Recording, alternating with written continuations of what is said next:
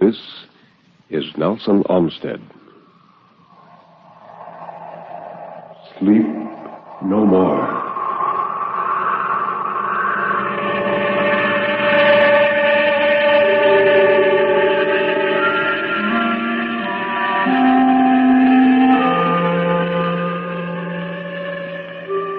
Sleep no more. Turn down the lights.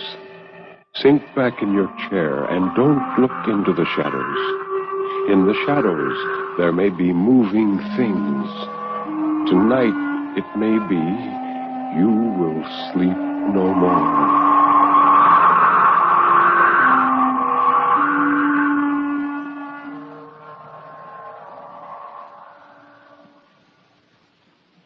Good evening. This is Ben Grauer introducing tonight's Tale of Terror, told by Nelson Olmsted on the National Broadcasting Company's presentation of Sleep No More. The story of terror can be as simple as a sheeted ghost rattling chains. It can be a complex and hidden world of horror, lurking in such unholy dimensions as only the dead and the moonstruck can glimpse. Or it can be those terrible, fathomless shadows which lie buried deep in the primitive mind of civilized man. And for this evening, well, Nelson Olmsted, tell us about this evening's story. Thank you, Ben. Our first story tonight was written by the British author Christopher Isherwood. Oh, he's the one who wrote the novel from which the play and movie I Am a Camera was adapted. That's right. But this tale is in a quite different mood. It's a strange story of a man who, through some peculiar quirk, is able to get brief glimpses into the future. What's it called? I Am Waiting. We all are.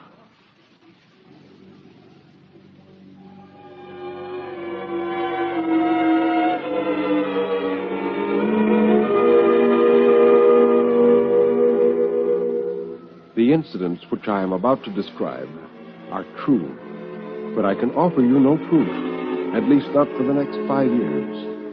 By that time, you will probably have forgotten that you ever heard this story. So please believe it or disbelieve it just as you wish. Today is my birthday. I am what you or anybody else would call a failure. I have no career, no outstanding achievements behind me. I've never been married, and I can truthfully say that I've never been loved, though half a dozen people are perhaps mildly fond of me. I live in a pleasant house in the outskirts of a town not far from Hartford, Connecticut. The house belongs to my younger brother, a successful and energetic lawyer.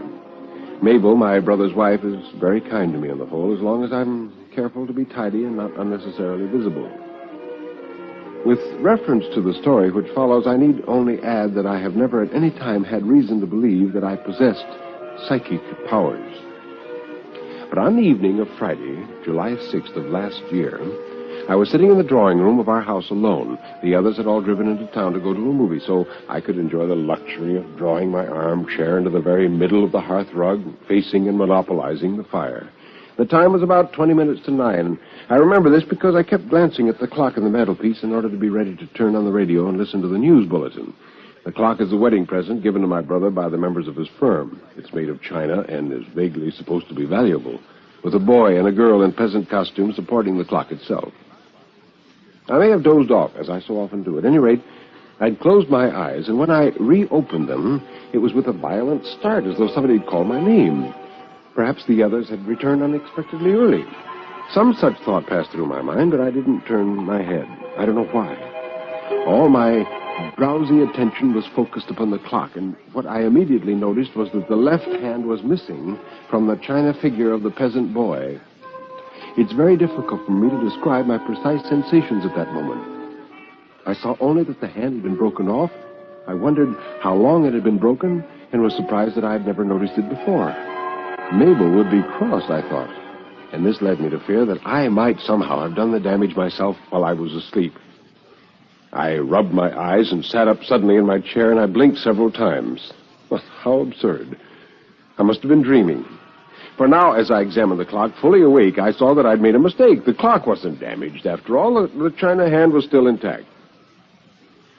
Well, one morning, about a week later, when I was walking in the garden, Mabel came out of the house and confided to me that she would have to fire the new maid because she had broken the drawing room clock. Well, I pushed past her toward the French windows which opened into the drawing room. Entering, I saw what in my excitement I had dimly expected to see. The China boy's left hand was broken off at the wrist. The second occurrence took place at 11:25 a.m. on Monday, August 20th. I was in my bedroom, standing near a bookcase which occupies the corner behind my bed. It was a gray morning. Although from where I stood I could not see out of the window, I knew by the pattering sound on the glass that it had begun to rain. As I reached out my hand for a book, I experienced an extraordinary sensation which swept over me, leaving my body tingling and trembling and the sweat breaking out of my forehead. I stood there as if frozen with my hand outstretched. What followed cannot have taken more than a minute. Perhaps it occupied only a few seconds. At first I was aware only of a change of mood, very difficult to describe. I felt lighter, happier, as though some oppression had been lifted from my mind. Lighter, yes, that was the exact word, for the room was actually full of light, of bright sunshine. As I stood, I began not only to feel and see, but to hear also. Sounds were coming up through the window from the garden below. I heard laughter, voices, and the noise of a tennis ball being hit back and forth across the net. And then one voice called out, "Come on, Joyce! Give them everything! They're beginning to crack!" It was my youngest nephew. Joyce is the name of his sister-in-law, my eldest nephew's wife. No words of mine to describe the strangeness of these familiar words and sounds. I listened to them as a dead man might listen to the voices of the living. They were so near to me, and yet so immeasurably remote. I heard Joyce say, "Oh, tricky, very tricky." And Bob, my eldest nephew, answered, "What do you think you're playing, ping pong?" That was all. The next moment, the contact, or whatever you'd like to call it, was broken. My fingers had touched the book, and there I was back in the gray, clear continuity of normal consciousness with the rain pattering past in the pane. Well, I forget exactly what I did next. I think I must have paced the room several times, backward and forward, pausing to look down through the window at the wet tennis court and the empty garden below. I was deeply excited and disturbed. Although it still wasn't entirely clear what had happened to me, I was aware that something had happened, something so dimly tremendous that it dwarfed every other experience of my whole life. I carefully wrote down what I had heard and seen as I've described it here. And when I finished, I felt very tired. I lay down on my bed and slept soundly till lunch. Early in the fall, Jack, my youngest nephew, came to visit us. The fine weather had continued and the tennis court was still in good condition. Whenever anybody spoke of tennis, I felt my pulse throb with suppressed excitement. But where were the other actors in the strange, meaningless little drama I hoped to witness? I repeatedly asked Mabel and my brother if Bob and Joyce were expected. No, they said not yet. They wouldn't be likely to visit us before December. Well, on the afternoon of Saturday, November 3rd, I returned by bus from shopping in town. It was about 2:45. I went to my room, and as I moved to the bookcase, I heard Jack's voice on the lawn below calling the score. 15 all. Come on, Joyce, give them everything. They're beginning to crack. It was there. My moment. And even as with a gasp I recognized that it was past, it flashed by me and was gone. Long before I recovered my wits sufficiently to hurry to the window, the actors had spoken their familiar lines. The drama was over.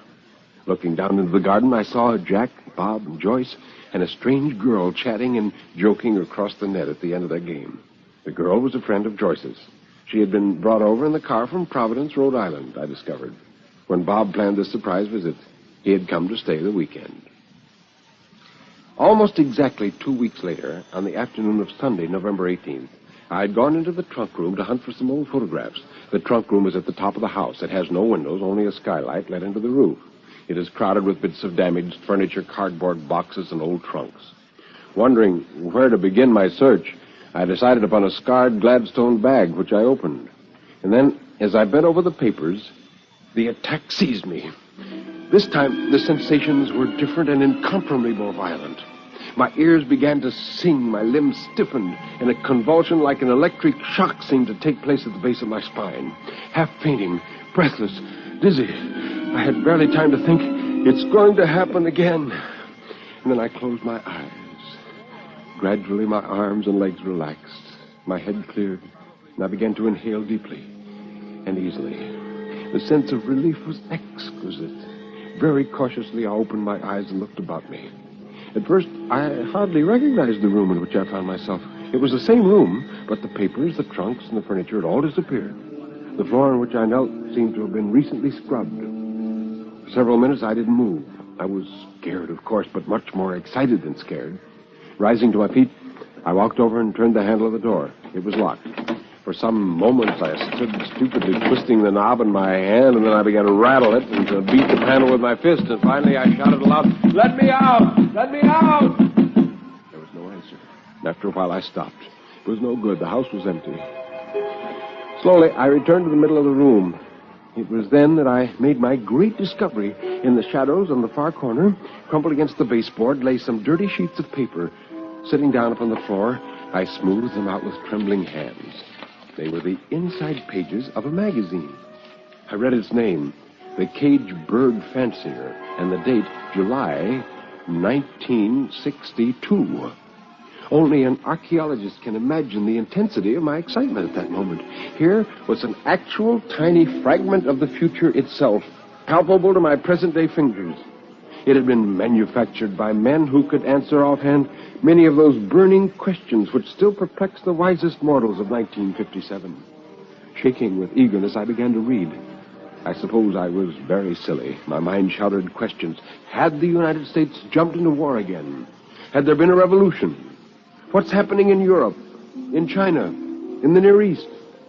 And the men of the future, as if teasing my impatience, would only answer, "It is rather difficult to give exact dimensions for stock cages, as they often have to be built to suit the individual canary breeder's accommodations." For all the information it gave me, The Cage Bird Fancier might equally well have been written in Turkish or Japanese. Yet I read on, learning all manner of highly relevant and unfruitful facts. That the legs of a canary will sometimes denote its approximate age. That narrow perches are best for birds which have slip claw. These tiresome details are imprinted upon my memory forever, but nowhere could I find a trace of any wider implication. And even as my eyes hurried along the last lines of the print, I knew in the deepest marrow of my bones that I had outstayed my welcome. I protested, but the singing noise was growing fast. Clenching the paper in my two fists like a fraying lifeline, I pitched forward into oblivion. When I recovered consciousness, I found myself in bed, in my own room, with Mabel hovering anxiously around me. It was she who had discovered me when she came upstairs to call me down to tea, lying senseless on the trunk room floor. And I asked, was there anything in my hand? "Oh, yes. You found them all right. Don't you remember?" Found them? "Oh, yes. The photographs. One of them's rather crumpled, but I'll iron it out. And now, you're not to talk anymore. The doctor will be here in a moment." Well, the doctor, when he arrived, could find nothing much the matter. He advised a thorough rest. Both he and Mabel were curious to know the exact circumstances under which my fainting fit took place, and I answered their questions as vaguely as possible. I had decided, of course, to tell them nothing. I have no wish to end my days in a mental home. And now, here I am, waiting for whatever may come next. Sometimes I feel frightened, but in general I manage to regard the whole business quite philosophically. I am well aware that the next adventure, if there ever is another, may be my last. The conditions of time travel may prove too violent for my elderly frame. Perhaps I shan't survive the journey, but I wouldn't refuse to make it on that account, even if I could. What other experience can be comparable to this? What else have I to live for now? So let the moment call for me whenever it will, at whatever time, in whatever place. I shall be ready.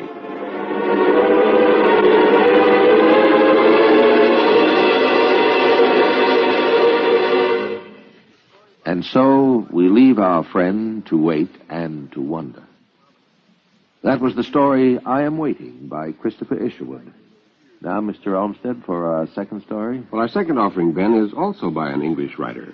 His A.M. Burridge. It's about a particularly eerie place which was haunted for a purpose. He calls it Browdian Farm.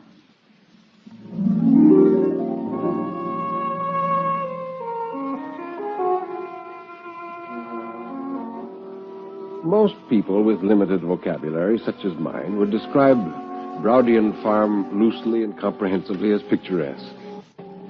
The house was quite a surprise to us.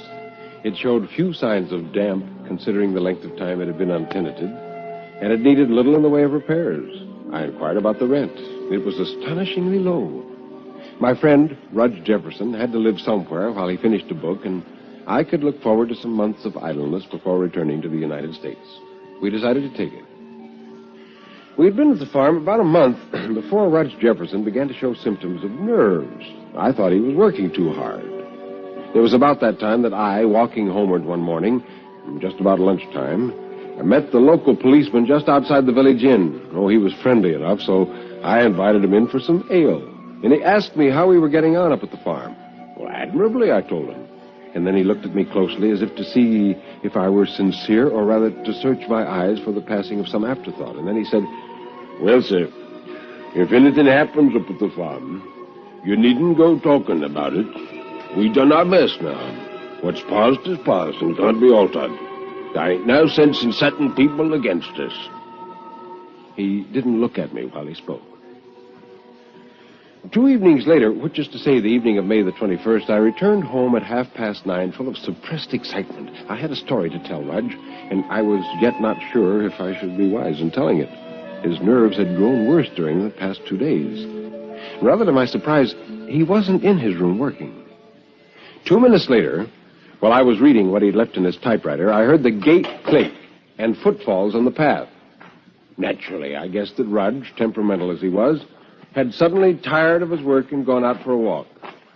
I heard the footsteps come to within a few yards of the house. When they left the path, fell softer on grass and weeds, and approached the window. The curtain obscured my view, but on the glass I heard the tap of fingertips, and I called out, "Righto!" and went around to the front door to let him in. Having opened the front door, I leaned out and saw him, Rudge, I imagined, peering in the study window. He was no more than a dark bent shadow in the dusk with a soft felt hat such as he generally wore. "Righto!" I said again, and I hurried to the kitchen to put our supper on the table. I remember that as I walked through to the sink, one of the beams over my head creaked noisily. Well, he produced a book at supper and sat scowling at it over his left arm while we ate. This was permitted by our rules, but I had something to tell him, and after a while I said, "Rudge, I've made a discovery this evening. I know how we got this place so cheap."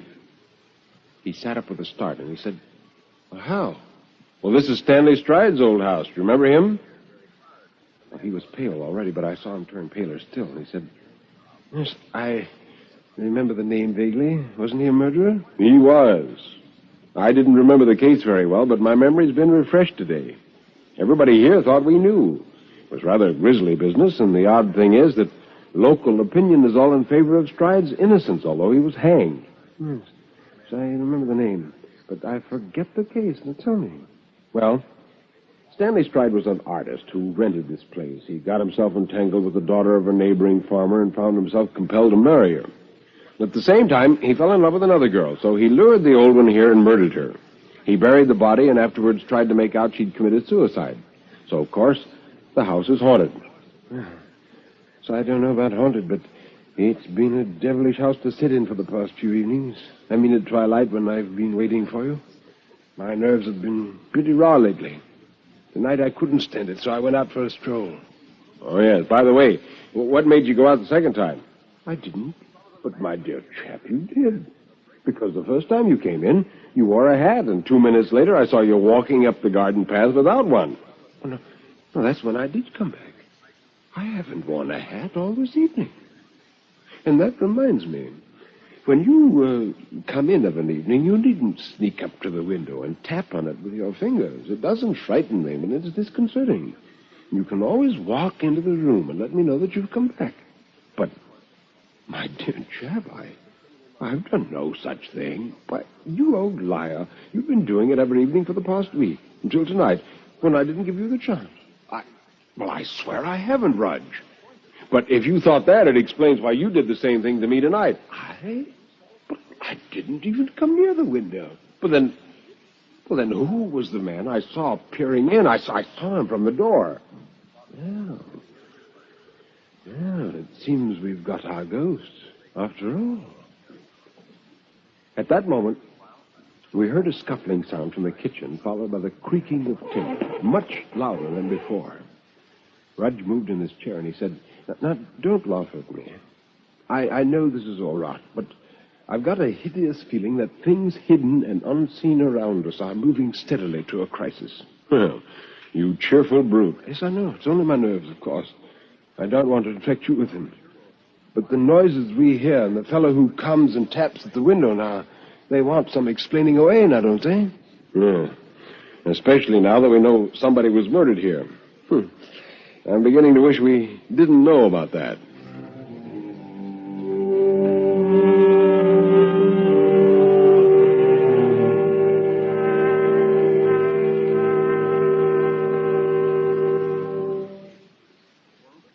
That night I read in the parlor and fell asleep over my book. And just as the lamp was burning out the last of its fuel, I awoke. And as I watched the last flutterings of the lamp, I became suddenly aware of the cause of my waking. I had heard the latch snap on the garden gate, and in that moment I began to hear them, the footfalls. I heard the rhythmic crunch of gravel, and then the swish of long grass, and then the shadow knotted on the blind. It loomed up large and suddenly became stationary. A loose pane rattled under the impact of fingers. I saw only the head and shoulders of a man who wore a dented felt hat. His head lolled over onto his left shoulder, just as I'd always imagined a man's head would loll if he had been hanged. And I knew in my blood that he was a ghost and that he wanted me for something. I felt my hair bristle, and suddenly I was streaming with sweat. I don't remember turning and running, but I have a vague recollection of bouncing off the doorpost and stumbling in the hall. And when I reached my bed, I don't know if I fainted or fell asleep. No, I didn't tell Rudge the next day. His nerves were in a bad enough state already, but I did question Mrs. James, our charwoman, when she arrived, and I saw a look half stubborn and half guilty across her face. Yes, of course, she remembered the murder happening, but she didn't remember much about it. Mr. Stride was quite a nice gentleman, although rather a one for the ladies. And Stride's defense was that the poor girl had committed suicide, and that he'd lost his head and buried the body when he found it. Lots of people thought that was true, but they hanged Mr. Stride for it all the same, and that was all I could get out of Mrs. James. Well, that morning, when I called at the inn for my usual glass of beer, I asked the landlord if he would tell me the date of the murder, and he said, Well, yes, sir. It was May the... Why, it was 8 years ago tonight.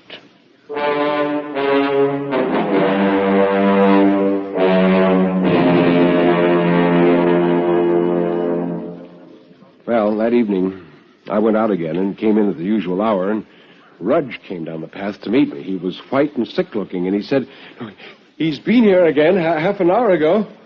You saw him this time? Yes. I did as you did and went around to the door. He is a ghost, you know.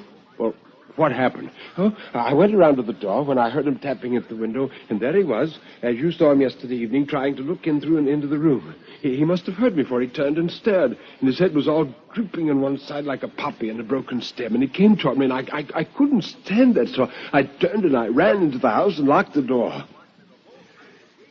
Well, after a pause, I said, Rudge, this is the anniversary of the murder. Yeah, I should think something worse would happen tonight. Shall we see it through, or shall we beat it? And almost in a whisper, Rudge said, Poor devil. He wants to tell us something, you know. Yes, or show us something. So we agreed to stay. We were left in peace until just after 11 o'clock, when once more we heard the garden gate being opened at footfalls. We could see nothing, for our lamp was lit. But I knew what it looked like, the thing that stood outside and now tapped softly on the glass. And in spite of having Rudge for company, I lost my head and I screamed out, Get back! Whatever you are, get back to help! And it was Rudge who kept his head. He called out, No, come in. Come in if we can help you. The front door was locked, but it was no barrier to our visitor. We heard slow footfalls shuffling through the hall. I died 1,000 deaths as they approached the door of our room, but they passed and died away up the passage. And then I heard a whisper from Rudge. He's gone through into the kitchen. I think he wants us to follow. Oh, Well, I shouldn't have gone if Rudge hadn't half dragged me by the hand. The kitchen door was closed. Rudge held his breath for a moment, lifted the latch, and took a quick step across the threshold. And in that same instant, he froze my chilled blood with a scream such as I had heard in wartime from a wounded horse. He had almost fainted when he returned and fell into my arms. I half dragged, half carried him into the dining room and gave him a Browdian. Suddenly, I became aware that a great peace had settled upon the house. I can only compare it to the freshness and sweetness of the earth after a storm has passed. Rudge felt it, too, for presently he began to talk. He said, he wasn't in the kitchen. Not in the kitchen? Well, then what? Who? It was she. Only she. She was kicking and struggling from the middle beam, you know. And there was an overturned chair at her feet. She was worse than he, far worse. Poor devil. So he didn't kill her, you see.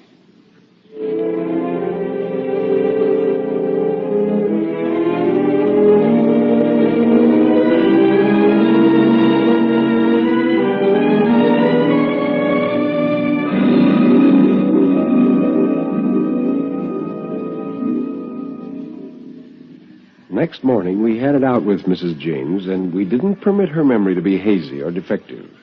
She must have known that we had seen something, and presently she spoke openly. She said, Well, he said he'd found her hanging in the kitchen, the poor gentleman, and that he'd buried her because he was afraid people would say that he'd done it.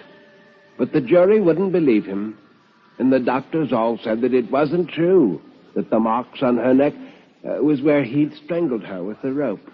No, I don't believe it to this day that he did it. I don't. And that was all we heard, and all we wished to hear. Afterwards, Rudge said to me, You know, for his sake, the truth, as we know it, ought to be told to everybody. If people knew as we know, it might let him rest. I'm sure that's what he wanted, just that people should know. Yes, you write it. I can't. And so, I have.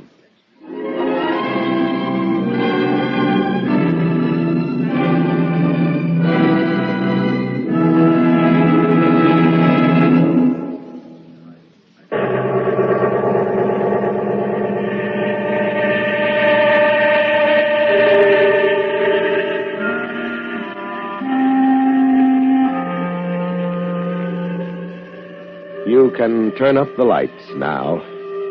You can look around you. Nobody is there, really. Everything is all right, isn't it?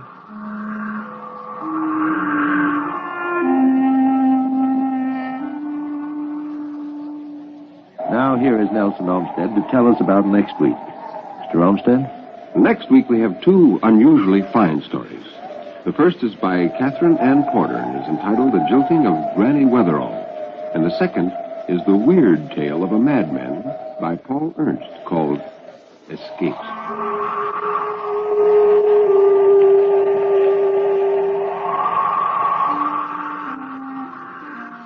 You have been listening to Sleep No More, an NBC Radio Network production directed by Kenneth McGregor. Mr. Olmsted's albums are recorded exclusively for Vanguard Records. Until next week, when Nelson Olmsted will again be here in person, this is Ben Grauer bidding you good night.